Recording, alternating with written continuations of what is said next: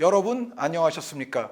원투펀치 초고품격 레드가 2주 만에 돌아왔습니다. 오늘 이제 원투펀치 레드 70번째 시간에는 이명철 해설위원과 더불어서 올 시즌 유럽 리그들에서 이른바 스텝업 할 선수들, 그러니까 좀 더 업그레이드되고 뭔가 커리어가 이제 본 궤도에 오른다고 할 수 있는 선수들이 이제 누가 있는지를 한번 알아보는 시간을 갖도록 하겠는데, 여기서는 굳이 뭐 리그 구분은 두지 않았습니다. 네. 임 의원님이나 저나 그냥 유럽 리그를 그냥 토탈해서 하기로 했고요. 그리고 임 의원님도 이제 7명의 선수, 저도 이제 7명의 선수를 준비를 했는데, 이거는 그러니까 이적 시장하고는 약간 다른 거예요. 예, 이적 시장은 이제 새로 팀을 옮겨야 되지만은 여기에 포함되는 선수들 가운데는 그냥 원래 팀에 있던 선수들도 있고, 그리고 아주 어린 선수들만 해당되는 건 또 아닙니다. 네. 어느 정도 젊은 테두리 안에서는 20대 한 초중반까지도 해당이 될 수 있도록, 그러니까 한 단계 더 이제 올라설 수 있는 커리어의 본궤도에 접어들 수 있는 선수들 말씀을 드려보도록 하겠습니다. 먼저 임 의원님의 첫 번째 주자 누군가요? 저는 공격수를 꼽았습니다. 도르트문트에 얼마 전 골을 넣었던 유스파 무코코 선수입니다. 네. 네, 2004년생으로 오늘 언급드릴 선수 중에 제일 어린 나이에 속하는 선수고요. 왼발을 쓰는 독일 국적의 공격수죠. 그 기록에서 나이죠? 네, 맞습니다. 그 하나하나가 최연소 다. 기록이 굉장히 많죠. 네, 2004년생이기 때문에 일단 선정 이후 첫 번째는 나이입니다. 2004년생의 나이로 한 이 무렵쯤 됐을 때 10대 후반, 20대 초중반 이렇게 넘어가는 시점이라고 볼 수 있는데, 한국 나이로도 아직 이 20살이 되지 않은 선수지만 어쨌든 한 한국 나이 19, 만으로 따졌을 때 한 17, 18쯤 되는 때에 슬슬 1군에서 기회를 잡는 게 자연스러운 추이기 때문에 저는 이 선수가 이전 시즌들보다는 그래도 조금 더 출전 빈도와 스탯을 쌓을 것으로 일단 예상을 했었고요. 처음에 기록 세우고 막 그럴 때는 정말 빨리 막 치고 나갈 것 같은 느낌도 좀 있었는데, 네.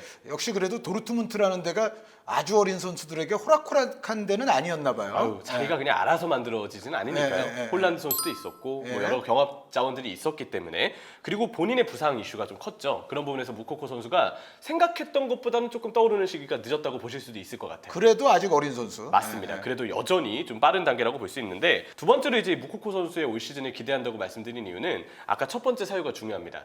본인이 뭔가 올라오고 싶어도 자리가 마땅치 않았다, 자리가 열리지 않았다는 점을 꼽을 수 있는데, 올 시즌 도르트문트는 약간 상황이 다르죠. 과감하게 영입한 세바스티안 알레가 고환함으로 인해서 아마 올 시즌 잔여 경기 출전은 어렵지 않을까. 현재로서는 좀 안타까운 소식이 좀 전달이 됐죠. 적어도 전반기는 네. 뭐 못 나온다고 봐야 되겠죠. 그리고 돌아와도 일단 제일 먼저 회복이 돼야 되는 건 무조건 건강이기 때문에 예. 우리가 알레 선수는 조금 그 사정을 좀 봐줘야 되지 않을까 싶고요. 그래서 도르트문트가 급하게 88년생의 베테랑 공격수, 원펀치 레드에서도 언급한 바 있는 모데스트 선수를 영입했습니다. 네. 상당한 헤더 능력, 그러면서도 발군의 득점력, 나이에 걸맞지 않은 상당한 어떤 꾸준함을 보여주고 있는 모데스트 선수인데, 실제로 모데스트 선수가 일단 분데스리가 개막 당시부터 기회를 좀 잡고 있어요. 그리고 무코코 선수는 이 선수의 백업으로서 아마 1군 엔트리에 올 시즌 자리를 잡을 것 같습니다. 근데 어쨌든 알레 선수의 계획이 원래 주전으로 내세울 것으로 예상이 됐지만 알레 선수는 여러 사정상 틀어졌고, 모데스트가 알레를 대신해서 주전으로서 기회를 잡겠지만 88년생의 나이인데다가 무코코 선수에겐 있지만 모데스트에게는 기동력이 다소 떨어진다는 단점이 있어요. 그렇죠. 네, 그런 부분들 때문에 아마 도르트문트는 전술적인 어떤 이유에서도, 그리고 모데스트에 대한 체력적인 관리에서도 분명 무코코 선수를 이전보다는 조금 더 많이 쓸 수 있을 상황이라는 특수성이 좀 생각이 나고요. 역시 무코코 선수가 가지고 있는 이 기동력적인 부분들, 그리고 또 하나 이 선수를 꼽았던 세 번째 이유는 프라이부르크전 1골 1도움을 기록하면서 지난 2라운드에서의 활약이 매우 빛났던 선수 중에 한 명이었습니다. 네. 사실 70분대 전까지 도르트문트가 프라이부르크에게 굉장히 경기 내용적으로 밀렸고 스코어도 이제 밀리는 좀 위기를 겪고 있었는데, 교체 투입된 선수들이 활약을 해서 단기간에 팀의 분위기를 완전히 바꿔놔 버렸어요. 네. 그 가운데 무코코 선수는 1골 1도움을 기록하면서 팀 승리의 아주 큰 주인공이 되었죠. 그래서 무코코 선수는 지금 도르트문트의 초반 경기력이 아직 뭔가 제대로 자리 잡지 않은 상황에서 경기력적인 변화를 위해서도 초반부터 꽤 많은 기회를 잡을 가능성이 이 경기를 통해서 조금 더 늘어났다는 생각이 들고요. 그런 부분들 때문에 무코코 선수는 역시 올 시즌 기회를 받을 수 있는, 스텝업을 할 수 있는 단계라고 생각을 합니다. 대신에 현재 재계약 관련 이슈가 있는데 이걸 어떻게 잘 정리하느냐랑, 또 하나는 지난 시즌에도 따라왔던 잔부상 이슈. 지난 시즌 동안 4번의 잠부상을 당했는데 이 잠부상으로 빠진 기간들을 날짜만 합쳤을 때 3개월가량이 돼요. 네. 이런 약간 잠부상 이슈를 본인이 털어낼 수 있다면 올 시즌 스텝업할 가능성이 매우 늘어날 자원이라고 생각합니다. 네, 그러면 이제 저의 첫 번째 선수는 이 선수는 프리미어리그 팬들께서 지금쯤은 이제는 꽤 보편적으로 아는 선수가 되지 않았을까 싶은데요.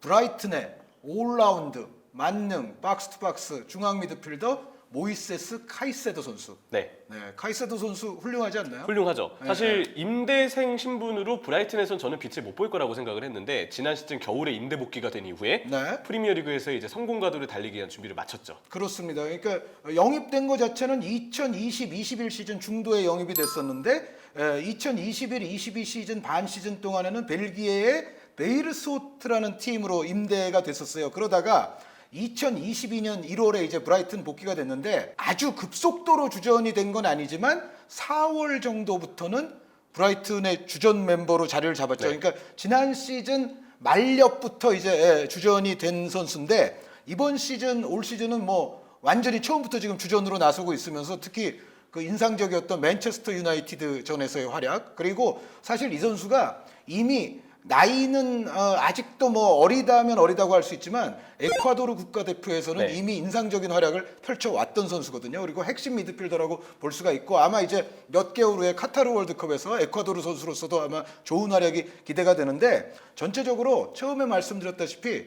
올라운드형이죠. 그러니까 활동량 좋고 압박 좋고 상대 볼도 잘 뺏어내는데 기본적으로 이 선수가 또 볼 간수 능력이라든가 순간적으로 전진하는 능력까지도 있습니다. 물론 이제 일부 뭐 평론가들은 아직도 약간 좀 투박함이 있지 않느냐라는 얘기도 있지만 제가 봤을 때는 근본적으로 이 선수가 그렇다고 해서 발밑 기술이 아주 나쁜 네. 선수가 아니에요. 충분히 볼을 지켜내고 탈압박해서 전진할 수 있는 능력도 저는 어느 정도 보고 있기 때문에 거의 제가 봤을 때는 올라운드 미드필더로서 이제 브라이튼을 위해서 굉장히 앞으로도 많은 일을 하고 당장 월드컵에서 에콰도르가 잘 되기 위해서는 이 선수가 아주 사방팔방 네. 전천후 활약을 해줘야만이 될 거라는 생각인데 특히 월드컵이 있기 때문에라도 이 모이세스 카이세도 선수는 한 올 시즌 한 몇 달 동안 상당히 스텝업하지 않겠느냐. 네. 그리고 팬들에게도 굉장히 이제 좋은 인상을 각인을 시키지 않겠느냐라는 비교적 아주 큰 무대에서 이제 빨리 스텝업할 수 있는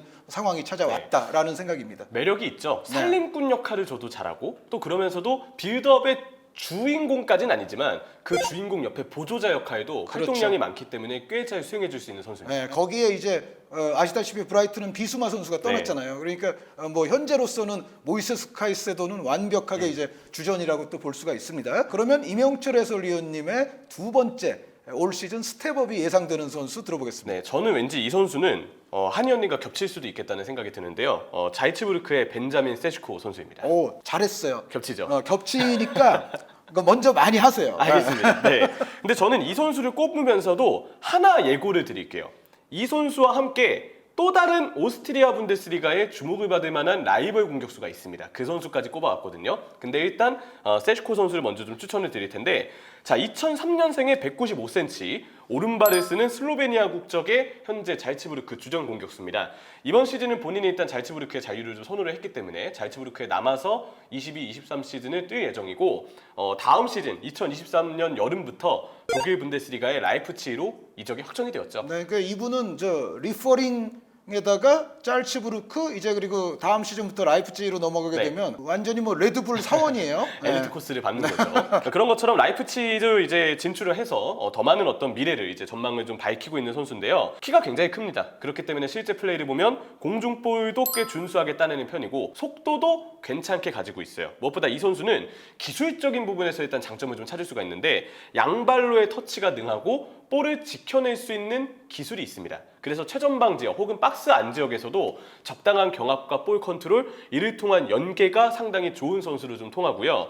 그러다 보니까 이 세슈코 선수의 장점은 준수한 속도를 바탕으로 역습대 공간 침투도 능하지만 그 이외에 이선의 패스를 받아주는 역할이나 박스에서의 순간 높이 싸움에 관여되는 상황들까지 공격수로서 보여줄 수 있는 툴이 굉장히 많은 부분을 세슈코 선수의 장점으로는 꼽을 수가 있을 것 같습니다. 그러니까 속공 시에도 활용 가능하고 지공 시에도 활용 가능하고 세트 플레이 시에도 때도 활용 가능하고. 네. 그래서 그런 부분들 때문에 실제로 이번 리버풀과의 프리시즌 경기 때도 꽤 괜찮은 존재감을 보여줬었죠. 그때도 플레이를 통해서 맞는 공격수에 가까운 모습들을 물론 프리시즌이긴 했지만 리버풀 수비진을 상대로 보여준 인상이 있었고요. 여름 이적 시장 동안에 이번 맨체스터 유나이티드를 포함한 다양한 공격수가 필요한 구단들과 링크가 좀 있었는데 어쨌든 라이프치히로의 이적 자체는 확정이 되었고요. 이 선수의 앞으로의 과제는 아직까지는 결정력을 조금 더 키워줄 필요는 분명히 있을 겁니다. 근데 2003년생에 이제 막 1군에서의 도약을 마치고 있는 선수이기 때문에 이 결정력이나 아니면 연계 시 반대편 동료나 반대편의 수비 상황까지 볼 수 있는 시야와 같은 부분들은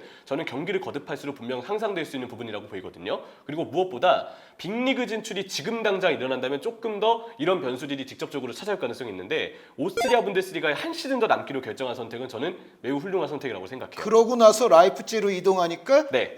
이거 레드불 코스잖아요. 맞아요. 비교적 위험성이 덜한 코스를 지금 잘 가고 있는 거죠. 네. 어떻게 보면. 그래서 지금 언급드렸던 시야나 결정력도 나쁜 편이 아닙니다. 그냥 중간중간에 아직은 조금 놓치는 기회들이 있어서 혹시 몰라 꼽아왔는데 이 선수는 이번 시즌 오스트리아 분데스리가에서 뛰면서 경험을 더 쌓는 동안에는 이 문제들을 해결할 가능성이 저는 얼마든지 큰 선수라고 생각합니다. 네, 그러니까 저도 이 선수가 있기 때문에 이제 한두 줄만 설명을 곁들이면 네. 이 선수가 지난 시즌에 11골 터뜨렸거든요. 근데 그게 어떻게 보면 이제 약간 전체 골 수가 좀 적잖아. 명성에 비해서는 뭐 이제 이런 생각을 조금 하실 수도 있는데 근데 이제 지난 시즌 짤츠부르크의 사정을 보면 공격 라인업이 아데미, 오카포, 아다무 선수에다가 약간 뒤쪽에서 받쳐주는 선수가 브랜던 에런슨 선수 네. 아니에요. 그러니까 말씀드렸던 아데미, 오카포, 아다무에다가 세슈코에다가 브랜던 에런슨까지 있는 거거든요. 그러니까 전반적으로 보면 세슈코 선수가 뭐 항상 풀타임 나와서 항상 주공격수로서 뭐 풀 기회를 가졌던 거는 아니기 때문에 이제 11골이라는 거는 아마 그런 측면도 조금 곁들여서 생각하시면 될 것 같아요. 그렇죠. 이제는 아데미도 떠났고 그렇죠. 에런슨도 떠난 상황에서 잘츠부르크에서의 지분을 조금 더 높일 수 있는 다가오는 새 시즌이 좀 아닐까 합니다. 그러면은 저는 이제 베냐민 세슈코 선수를 설명을 한 거나 마찬가지이기 때문에 네. 아주 스무스하게 이명철 해설위원의 세 번째 선수 들어보겠습니다. 이어가도 좋습니다. 왜냐 똑같은 리그에서의 라이벌 선수를 저는 좀 꼽았는데 라스무스 헤이룬 선수입니다. 네. 헤이룬 선수도 세슈코 선수와 동갑입니다. 2003년에 세슈코 선수가 키가 195cm고요. 헤이룬 선수는 191cm. 그리고 이 프로필상 키는 아직 나이가 어리기 때문에 얼마든지 앞으로 더 클 가능성이 저는 있지 않을까 싶고요. 2003년생이면 그럴 수도 있겠네요. 네, 이제 한국 나이 20살에 접어들고 있기 때문에 충분히 기대가 좀 되고 세슈코는 오른발 그러면서도 양발 터치가 가능한데 헤이룬 선수는 아예 주발이 왼발입니다. 그리고 세슈코는 슬로베니아, 헤이룬은 덴마크, 세슈코는 잘츠부르크, 헤이룬 선수는 슈투른그라츠에서 뛰고 있습니다. 그래서 같은 리그의 라이벌 공격수라는 점에서 같은 나이대 공격수라는 점에서 저는 이 두 선수가 왠지 앞으로도 비교를 굉장히 많이 될 것 같은 그런 라이벌 구도를 좀 그릴 것 같거든요. 근데 헤이룬 선수가 보여지는 스탯상으로는 세슈코 선수보다는 조금 더 많은 스탯을 기록하긴 했었어요. 근데 이거는 세슈코 선수의 잘츠부르크 내에서의 입지와 주전 경쟁자들을 생각해야 되기 때문에 단순히 스탯상으로 헤이룬 선수가 더 마무리 능력이 좋다고 정리할 수 있는 내용은 아니고요. 그렇죠. 근데 어디까지나 헤이룬 선수도 공격 생산력, 골 생산력이 역시 있는 선수라는 걸 확인시켜주는 기록이라고는 생각이 듭니다. 근데 예전 기준으로는 사실 슈트룸그라츠가 오스트리아 뭐 최고 명문이라고 해도 과언이 아니거든요. 사실은 그랬었죠. 네, 그런데 레드불 네. 짤츠부르크가 등장하면서 사실은 뭐 오스트리아를 천하통일을 해버렸잖아요. 네. 그러면서 이제 슈트룸그라츠는 또 상대적으로 조금 약간 뭐 중위권 뭐 이렇게 떨어지기도 하는데 어찌됐건 뭐 슈트룸그라츠도 예전에 축구부를 보신 분들에게는 상당히 낯익은 네. 이름이라는 거. 언급이 굉장히 많이 되는 팀이죠. 네. 그리고 잘츠부르크가 떠오르기 전에 라피드 빈이라는 또 오스트리아 라피드 분데스리가의 빈이 사실 원래는 원조 명문이에요. 네. 그러니까 라피드 빈이 어떻게 보면 그러니까 예전 기준까지 하면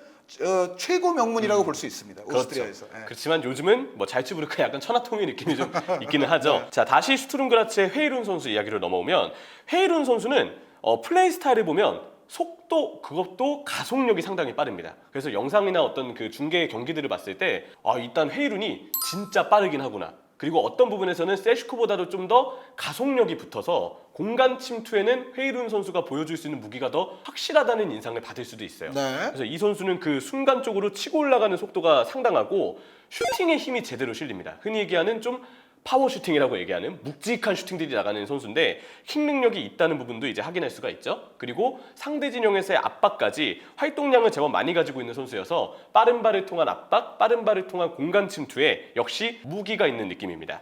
그래서 이 선수는 자이츠부르크에 있을 당시 혼란을 좀 보는 듯한 느낌이 드는데 네. 실제로 이 헤이룬 선수가 공간이 있을 때 매우 잘하고 직접적으로 직선적으로 관여되면서 마무리에 도달하는 모습을 보여주는 모습을 봤을 때 공간이 있을 때 플레이의 파괴력은 헤이룬 선수가 확실히 검증된 모습을 보여주고 있거든요. 그럼 질문 하나 할게요.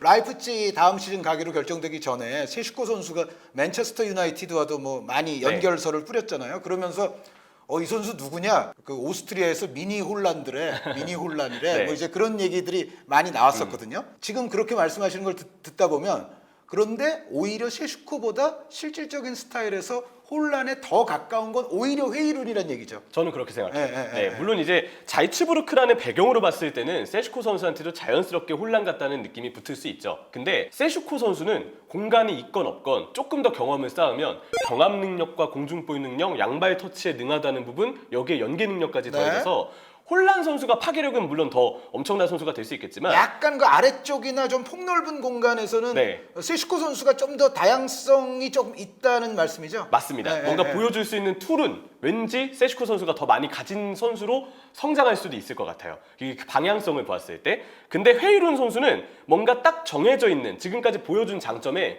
특화된 캐릭터로 성장할 것 같습니다. 근데 우리가 혼란 선수가 아직 그 도르트문트에서까지 뛸 때의 모습을 보면 혼란 선수도 대단한 왼발 피니시 능력, 침투 능력 그리고 그 모습이 맨시티에서도 그대로 보여주고 있지만 흔히 얘기하는 공격수로서의 경합과 연계, 내려와주는 움직임은 조금 더 보완이 필요하다. 혹은 조금 더 이 선수의 다른 장점들보다는 덜 나오는 것 같다는 얘기들을 했었잖아요. 그런 스타일 때문에 저는 오히려 자이츠부르크, 슈루트룬그라츠에서 보여주는 폼들을 봤을 때 헤이룬 선수가 좀 더 이전의 혼란의 모습에 거의 비슷한 부분이 좀 많다는 생각이 들어요. 반대로 세슈코 선수는 좀 더 올라운더형 공격수로 성장할 여지가 있다. 물론 아직은 그 육각형을 키워야 되겠지만 가능성이 보인다는 느낌을 받고요. 그래서 헤이룬 선수도 지금까지 봤을 때 변수는 다소 투박한 부분이 좀 있고 왼발에 좀 의존하는 경향이 있습니다. 그래서 이런 부분들은 앞으로 헤이룬 선수가 경기를 거듭하면서 역시 좀 기술적으로는 향상될 필요가 좀 있겠고요. 아무래도 이 부분 때문에 지금 당장은 빅리그에서는 조금 변수가 있는 선수가 아닌가. 그리고 그래서 쓰임새가 어디에 갖다 놔도 잘할 가능성이 있는 세슈코보다는 조금 다를 수도 있겠다. 쓰임새는 조금 아쉬울 수도 있겠다는 생각도 아직으로서는 드는 선수입니다. 내년 여름쯤에는 또 몸값 엄청나게 네. 비싼 선수가 돼 있을 수 있겠네요. 아마 내년에는 핫한 공격수로 둘 다 다른 빅리그들과의 링크가 좀 있지 않을까. 저의 세 번째 선수는 지금 오스트리아 리그를 두 명이나 하셨기 때문에 저도 약간 좀 빅보다는 좀 작은 리그를 하나 하겠습니다.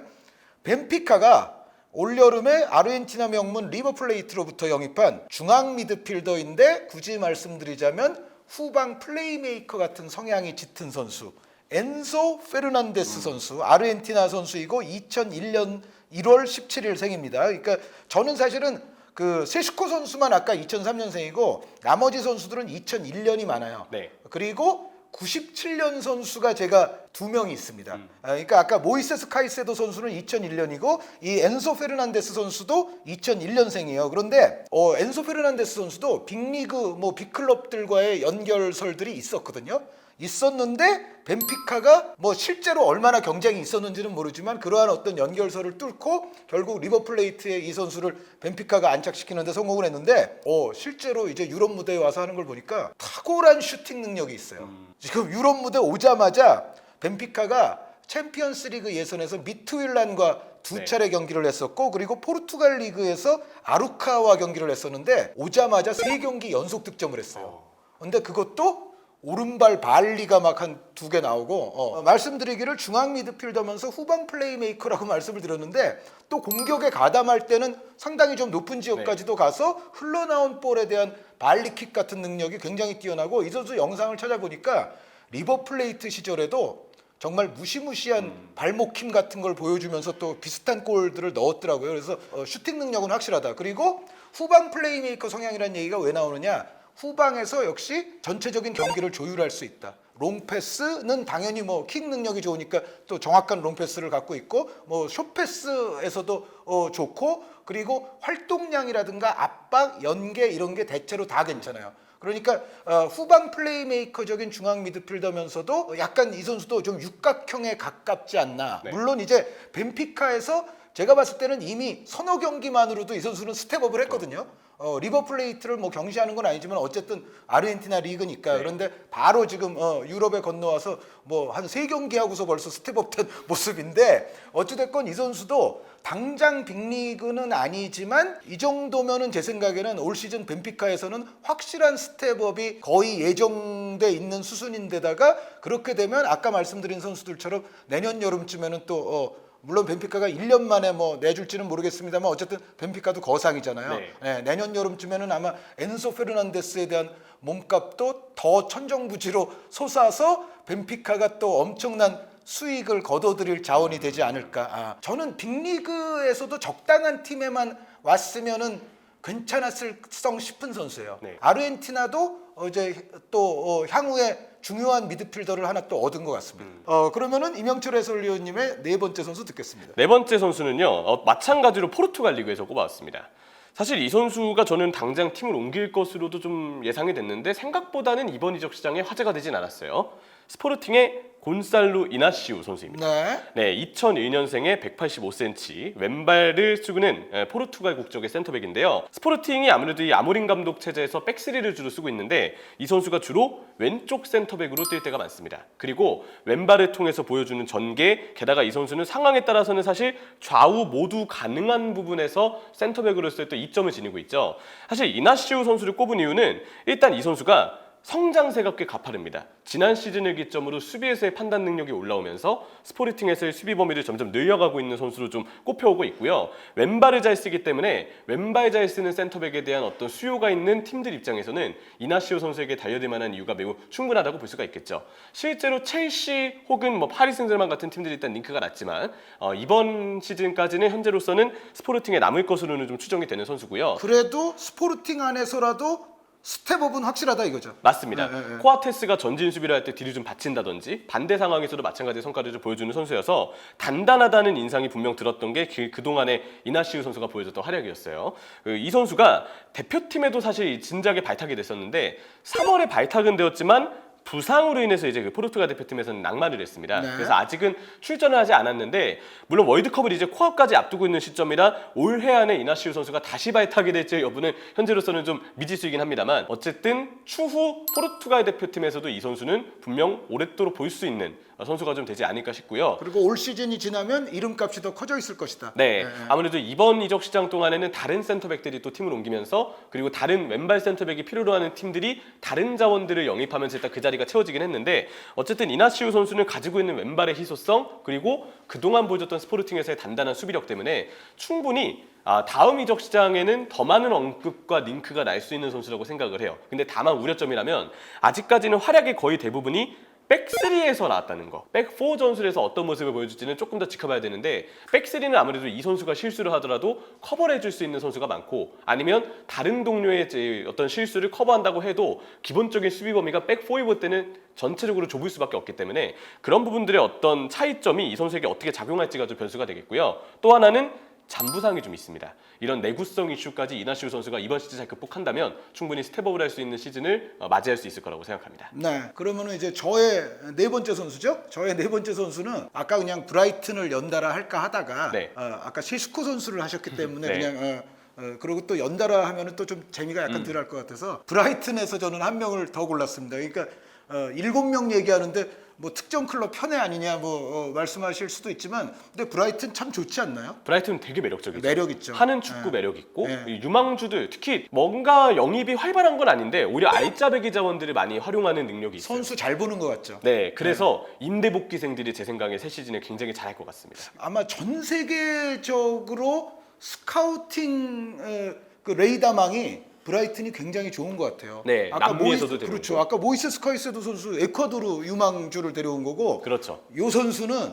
아시아의 드리블러를 데려왔었죠. 미토마 카오루 선수. 네.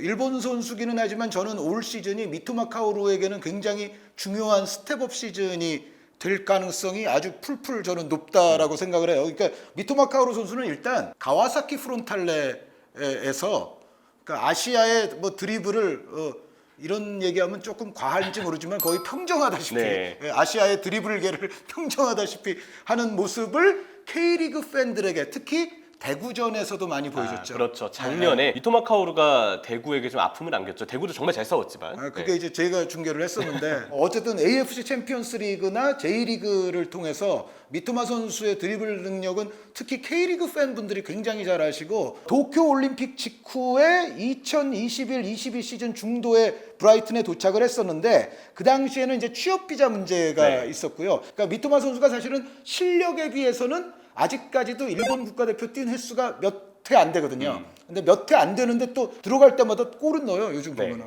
그런데 어쨌든 이 브라이튼 입성할 때만 해도 국가대표 경력이 부족해서 취업 비자 문제가 있었고 그러다 보니까 이제 벨기에의 로얄 위니옹 생질루아즈에 임대를 됐다가 이제 올 시즌 올 여름에 마침내 이제 브라이튼에 복귀를 했습니다. 이제 취업 비자 문제가 사라진 거죠. 그러면서 바로 얼마 전에 뉴캐슬전에서 데뷔를 했는데 그렇게 오래 뛴 건 아니지만 그 아시아에서 하던 거랑 똑같은 걸 하더라고요. 네. 프리미어리그에서. 왼쪽에서 안쪽 들어오는 특유의 드리블. 이게 특유의, 알고도 못 막는 그 어떤 리듬이 있죠. 그러니까 뭔가 그 리듬이 굉장히 그 남미틱하게 좀 부드러운 리듬이 있어요. 이 선수는. 그러니까, 아시아 선수인데도 그게 나오니까. 그러니까 아시아에서 드리블 잘하는 선수들이 보통 드리블을 잘하더라도 역동적인 리듬이 많았거든요. 근데 이 선수는 역동성이라기보다는 그냥 좀 약간 구름 위에서 타는 듯한 약간 그런 리듬이 있어서 약간 또 독특한 면이 있는데 어쨌든 뉴캐슬전에서도 인상적인 드리블 실력을 보여주면서 뛴 시간에 비해서는 나중에 보니까 평점도 좋게 받았더라고요. 상당히 그러니까 잉글랜드 사람에게도 인상이 좋았던 거예요. 그런데 올 시즌 이제 지금 이적 시장 흘러가는 모습을 보니까 모페 선수가 떠났잖아요.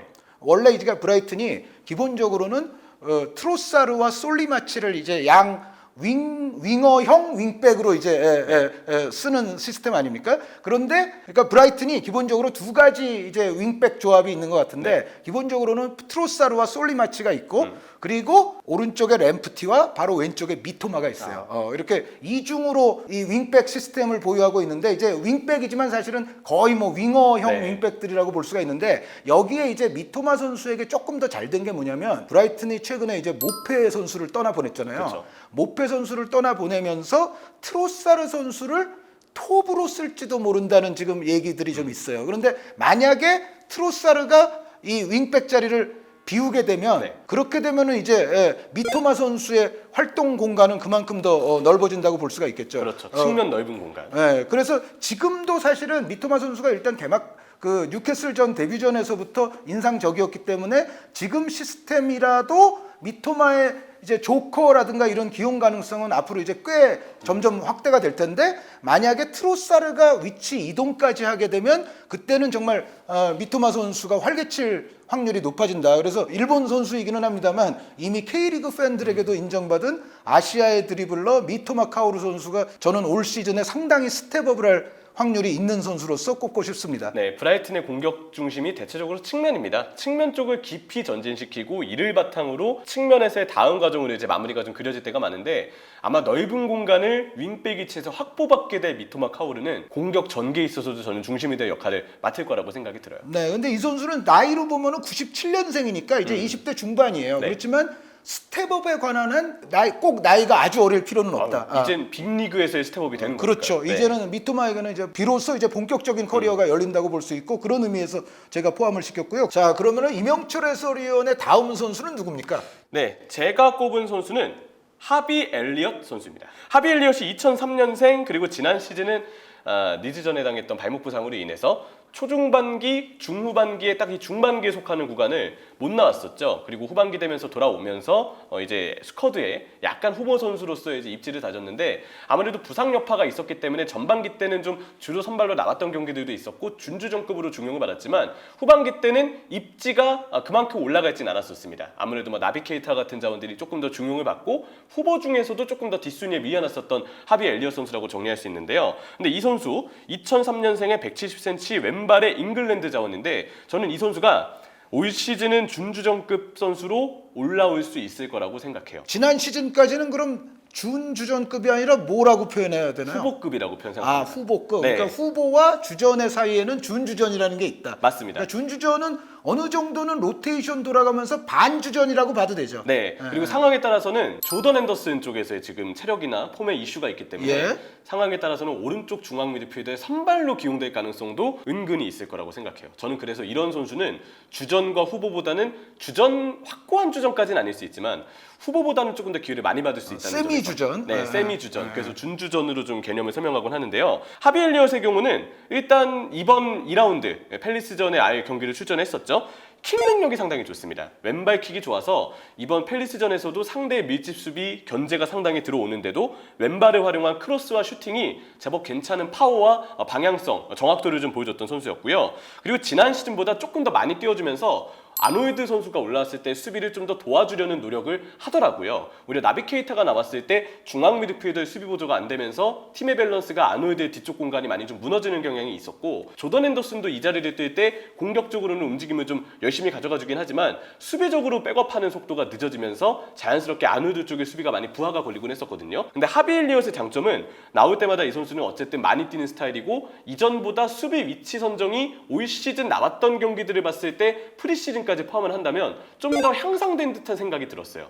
많이 뛰는데 수비 위치를 못 잡아서 백업할 때 위치 선정을 잘못 가져갔던 이전 시즌들과 다르게 이제는 어떻게 해야 풀백의 뒤를 받쳐주고 아놀드의 위치에 따라서 내가 어디 있어야 하는지에 대한 전술적인 이해도가 좀 더 올라온 단계라고 볼 수가 있겠죠. 특히 그 자리에서 뛰는 선수는 알렉산더 아놀드 선수가 있기 때문에라도 오히려 수비가 가장 중요한 덕목일 수도 있다. 맞습니다. 예, 예. 왜냐면 알렉산더 아놀드도 많이 올라가는 역할이고 아직 알렉산더 아놀드가 보여주고 있는 단점 중에 하나는 수비 시에 고개 전환이 좀 늦어서 네. 좁은 시야에서 선수를 놓치고 실점의 빌미가 되는 경우들이 좀 있어요. 이게 그 챔피언스리그 결승 때도 마찬가지였고 네. 풀럼전 때도 미트로비치에게 맞아요. 실점할 때 네. 나왔던 장면이었죠. 네. 네. 그래서 엘리엇 선수는 오히려 이런 수비 커버에서 좀 더 향상된 능력이 초반에 나와준 점, 그리고 여전한 왼발 킥 능력이 있다는 점, 그리고 조던 앤더슨의 패스 정확도, 킥 정확도가 점점 떨어지고 있는 시점에서 연계와 킥에서의 정확도가 있는 하비 엘리엇은 조금 더 이 자리에서 중용받을 수 있는 가능성이 올 시즌은 늘어날 거라고 생각을 합니다. 대신에 약간의 변수라면 살라도 왼발, 엘리엇도 왼발이다 보니까 왼발 조합이라 하비 엘리엇이 주로 중앙 쪽으로 치고 들어오고 중앙 하프 스페이스에서 위치를 잡으려고 할 때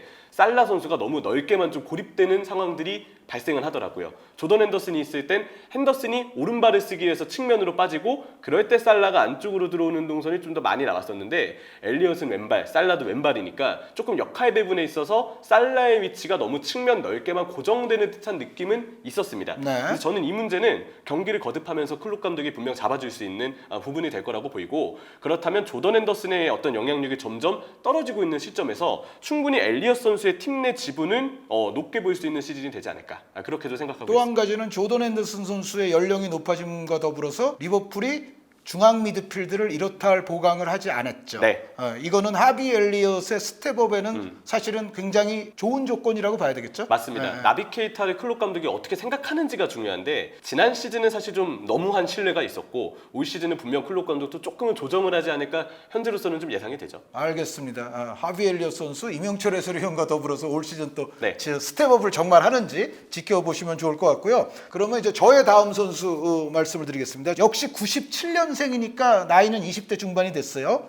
알메리아의 나이지리아 스트라이커 우마르 사디크 선수입니다.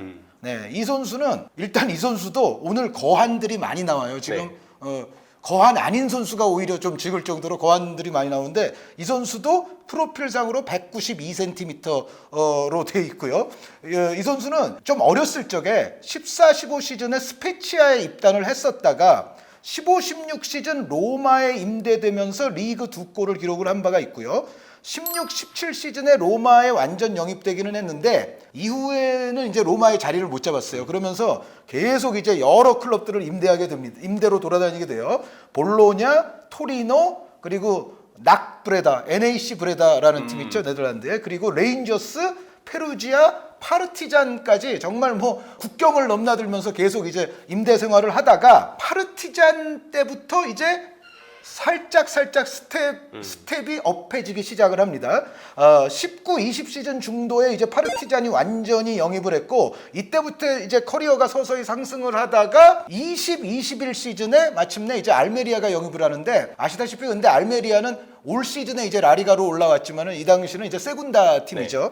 그런데 어쨌든 그 알메리아에서 세군다리가 2시즌 동안 20, 21 시즌 알메리아에 처음 왔을 때 20골을 넣었었고요. 21, 22 시즌 지난 시즌에 18골을 터뜨렸어요. 그러니까 사실은 세군다라 할지라도 이 정도 골수를 2시즌 연속했으면은 이거는 꽤 괜찮은 거거든요. 꾸준함이 있는 거죠. 네, 물론 저 EPL도 뭐 당연히 챔피언십이 수준이 높습니다만 아마 유럽의 2부 리그들 수준을 이렇게 평균적으로 재보면 세군다도 굉장히 상위권이라고 봐야 되거든요. 그런데 어찌됐건 세군다에서 2시즌 이제 20골 언저리를 계속해서 올 시즌은 마침내 이제 알메리아와 더불어 지금 라리가에 왔잖아요. 그런데 물론 이 선수는 저희 방송이 나갈 때쯤에는 제가 지금 알메리아라고 얘기했지만 알메리아 선수가 아닐 수 있습니다. 그것은 제가 미리 염두에 두시라는 말씀을 드리는데 이적 시장 중이니까. 예, 지금 프리미어리그 클럽들도 그렇고 특히 이제 비아레알 같은 경우도 최근에는 뭐 비싸서 안 할 거야라는 얘기도 조금 있지만 제가 봤을 때는 여전히 저는 협상하고 있다고 보이거든요. 비아레알이 최근에 비아레알이 또 에스투피냔 선수 아까 나왔던 팀이죠. 브라이튼에 또 넘겼잖아요. 맞습니다. 그래서 제 생각에는 비아레알도 아마 사디크 선수에 대한 욕심을 전혀 버렸다고 보기 어렵거든요. 그런데 어찌됐건 그래서 이 사디크 선수는 아마 여름 이적 시장 끝나기 전에는 알메리아 선수가 아닐 확률이 저는 꽤 높다고 봐요. 그런데 어찌됐건 지금은 알메리아 선수니까. 근데 이 선수도 키가 크면서도 그리고 그 아프리카 또 나이지리아 특유의 아주 신체적 능력을 보유하고 있으면서도 유연합니다. 유연하고 발재간도 있고 그리고 예전에 어렸을 때는 그렇지 못했지만 요즘은 문전에서도 상당히 침착해요. 그러니까 약간 또 이런 유형의 정말 거한 스트라이커들이 아까 회이룬 선수 얘기도 하고 뭐 세슈코 네. 선수 얘기도 하셨지만 약간 문전에서 조금 성급할 수도 있거든요. 근데 제 생각에는 산전수전을 너무 많이 겪어서 그런지 이 사디크 선수는 이제 문전에서도 상당한 침착함이 있어요. 그래서 신체 조건을 활용한 등지는 플레이, 연계, 발밑의 유연한 기술, 여기에 문전에서의 침착성까지 전체적으로 올 시즌 이제 알메리아에 남을 확률은 작고 이제 어디 딴 데를 가게 될 확률이 높은데 제 생각에는 그 딴 데에서 상당히 스텝업할 것이 예상되는 스트라이커다. 앞으로 나이지리아 국가대표팀도 아마 이 선수로 인해서 또 좋은 효과를 거두지 않을까라는 생각을 하면서 자 그러면은 이명철 해설위원의 다음 선수는 누굽니까? 제 다음 선수는요 유벤투스의 유망주를 준비했습니다. 이번 프리시즌 동안에 잘생긴 외모로 또 화제가 됐던 미드필더인데 파지올리 선수입니다. 네. 물론 유망주 기용의 소극적인 알레그리 감독이기 때문에 글쎄요, 그 확실하게 스텝업이 될까요? 그게 좀 걱정이 되긴 네, 해요. 네, 근데 유벤투스의 미드필더 상황을 보면 여러 가지 지금 꼬여 있는 이적 상황들 때문에 결국은 기회를 받을 것이고 다른 팀들 유망주, 이 팀 내 다른 유망주들보다 그래도 파지올리 선수는 조금 더 올라올 수 있는 지분이 있을 거라고 보여서 저는 이 선수를 꼽아볼 만한 유망주 그러면서도 좀 더 스텝업을 할 수 있는 선수라고 얘기는 하고 싶습니다. 대신에 이 얘기는 전적으로 알레그리 감독의 유망주 기용을 조금 긍정하는 방향에서 나왔다는 점을 전제로 했다는 점을 참고해 주셨으면 좋겠고요. 자, 2002년생의 178cm 오른발을 쓰는 이탈리아 국적의 미드필더입니다. 이 선수를 근데 스텝업이 가능한 미드필더로 꼽은 이유는 최근에 유벤투스가 아드리앙 라비오의 맨체스터 유나이티드 협상이 좀 있었는데 결국은 불발이 되었다고 하죠. 네. 유벤투스는 지금 아르투르 그리고 라비오 선수를 사실상의 비전력 자원으로 분류하고 있는데 아마 지금 아르투르 선수는 모르겠지만 라비오 선수는 맨유와의 협상이 좌절되면서 팀을 떠날 가능성이 매우 줄어들었습니다. 근데 이게 어떤 나비 효과를 일으켰냐면 알레그리 감독은 원래 이 레지스타 선수 기용을 좀 선호하는 스타일이라 파리 생제르맹에서 주전에서 밀린 파레데스를 영입할 거라는 얘기들이 많았어요. 네. 근데 파레데스를 영입하려면 미드필더 쪽에 자리를 만들어야 하기 때문에 라비오의 판매가 우선시되어야 한다는 얘기들이 많았는데 라비오의 판매가 좌절되면서 동시에 파레데스들도 어느 정도 유벤투스의 가능성이 매우 멀어진 듯한 분위기가 최근까지 연출이 되고 있죠. 그래서 라비오 선수가 자유한다고 해도 미드필더의 한 자리를 차지한다고 해도 제 생각에는 쓸 가능성은 매우 좀 적지 않을까 싶고 그렇다면 유망주인 파지올리 선수가 조금은 더 기용을 받을 것으로 현재로서는 점쳐지거든요. 네. 그래서 파지올리 선수가 현재로서는 좀 중요해진 상황이 되었다. 이런 얘기는 좀 하고 싶고요. 그리고 파지올리 선수가 이탈리아 언론들에서 많이 언급이 되더라고요. 맞습니다. 언급되는 양만 보더라도 지금의 어떤 분위기대로라면 파지올리 선수는 좀 더 1군에서 기회를 받을 만한 배경이 저는 깔렸다고 생각을 해요. 결정적으로 프리시즌 동안에 알레그리 감독이 경기 좀 인상을 받을 만한 포인트들이 많았습니다. 과달라하라전에 매우 좋은 모습을 보여줬는데 왼쪽 중앙 미드필더로 나와서 침착한 터치와 센스, 그를 바탕으로 볼을 잡고 앞으로 돌아서는 확실한 어떤 위치 선정과 시야를 좀 보여줬고 여기에 활동 양력이 많은 선수여서 중앙에서의 수비 가담을 적극적으로 하면서 중원 사이 간격에 노출되지 않게끔 커버하는 능력도 꽤 잘 보여줬거든요. 그래서 그 다음 바르셀로나와의 프리시즌 경기 때도 파지올리 선수가 바로 알레그리 감독의 선택을 받았었죠. 교체를 통해서 기회를 좀 잡아냈었고요. 그래서 파지올리 선수의 어떤 이 상황을 보면 일단 최근에 유벤투스가 재계약을 했었고 이탈리아 언론의 조명도도 큰데다가 외모를 통해서 느낄 수 있는 이 선수의 어떤 인지도적인 특기까지 봤을 때 충분히 파지올리 선수는 1라운드 때는 기회를 받지 못했지만 아마 1라운드 때 미레티와 같은 다른 유망주들이 기회를 받았고 그 선수들은 제가 볼 때 좀 더 이번 이적 시장 동안에는 임대를 떠날 가능성이 크다고 봐서 오히려 이자원들이 먼저 선택을 받았지만 추후 스쿼드가 구성되고 난 다음에는 라비오가 아닌 파지올리가 좀 더 중앙에서는 선택받을 가능성이 있을 것이다. 저는 그런 부분에서 올 시즌 세리아의 유망주 중에 한 명으로는 유벤투스 중앙 미드필더에 기술을 더해줄 수 있는 네. 파지올리 선수를 꼽고 싶었습니다. 이런데 나중에 이제 1년 후에 돌아보면 뭐 출전했어, 에게 뭐 이러면 네. 이제 만약에- 이명철 해설위원 틀리는 건데. 만약에 출전수가 4경기 정도 된다 이러면은 저를 욕하지 마시고 여러분 알레그리 감독을 조금 더 비판하시면 되겠습니다. 네, 그런데 파지올리 선수 스텝업 가능성 충분히 있어요. 네, 그 한 번 정도는 저는 조명을 하고 싶은 미드필더였어요. 굉장히 잘하는 유망주를 이미 좀 통하고 있는 자원이고 프리마베라 때의 어떤 경기 영상들을 중계 준비를 하면서 봤었는데 굉장히 기본기가 좋더라고요. 네, 저희 다음 선수는 일단 빨리 하고 이명철 해설위원한테 다시 넘기고 싶은 마음으로 이 선수는 제가 몇 주 전에 주목할 만한 영입에서 소개를 한 선수예요. 그러니까 빨리 하겠습니다. 네. 그리고 최근에 너무 유명해졌습니다. 흐비차 크바라츠켈리아 선수. 네, 이 선수는 2001년생, 지금 네. 현재 조지아 국가대표 에이스. 예전 조지아 국가대표 에이스는 말레리 카자이슈빌리 선수와 토르니케 오크리아슈빌리 선수였는데 그 선수들보다 약간 반세대 뒤 선수로서 이제 조지아에서도 완연한 에이스이고 뭐 A매치 나와도 되게 잘하고 그런데 나폴리에서도 김민재 선수 동료로서 잘하더군요. 이번 1라운드 인상적이었죠. 김민재 선수가 나폴리와 더불어 빛나기 위해서는 이 흐비차 크바라츠켈리아 선수가 또 잘해야 된다. 네. 그런데 제 생각에는 거의 이변 없이 이 선수는 올 시즌 스텝업 된다. 그러니까 이미 잘했는데 이제 뛰는 리그가 아무래도 러시아 리그 있다가 또 전쟁 사태 나면서 조지아 리그에서 또 잠깐 뛰고 했잖아요. 그런데 그 리그 자체로 봤을 때 이제 나폴리에서 뛰는 거는 엄청난 스텝업인데 여기서도 저는 잘할 거는 틀림없기 때문에 거의 확실한 스텝업 후보에는 당연히 흐비차 크바라츠켈리아가 들어가야 된다라고 생각을 합니다. 이명철 해설위원의 그럼 마지막 선수 들어보죠. 네, 저도 이 선수는 뭐 유명한 선수여서 많은 언급이 필요하진 않을 것 같아요. 리버풀의 또 다른 신입생인 파비오 까르발유 선수입니다.